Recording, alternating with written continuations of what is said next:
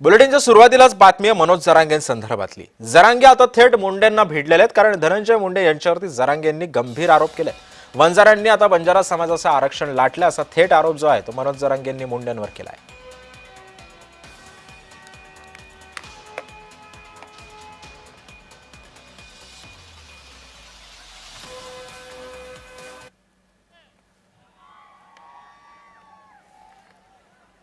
की इथं एक गोष्ट लक्षात घेतली पाहिजे की इथं आपण आलो बसलो, मराठा समाजाला आरक्षण दिलंय, आम्हाला आनंद आहे, कारण त्या मराठा आरक्षणाच्या चळवळीत सुद्धा आम्ही होतो। पण काही जणांना या आरक्षणाच्या आड राहून ओबीसी मधून आरक्षण घ्यायचंय।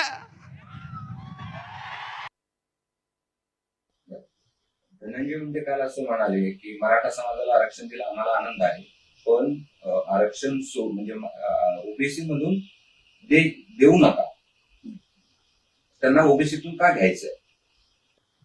तुम्ही काय घेतलं बंजारा समाजाचं? काय घेतलं?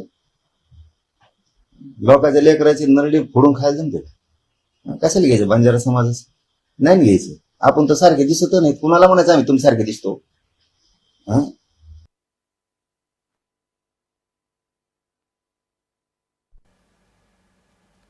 पाती धर्मातला बाबांचा भक्त स्वर्गीय मुंडे साहेबांचा संबंध इथं आलेला, प्रत्येक जाती पाती धर्मातला बाबांचा भक्त स्वर्गीय मुंडे साहेबांचा अनुयायी, या सगळ्याला संपवायला कोण जर निघाला असेल तर त्याला कधी 10 जन्म सुद्धा संपवता येणार नाही। धनंजय मुंडेंनी करायला मी काय म्हणून आम्हाला काय करायचं?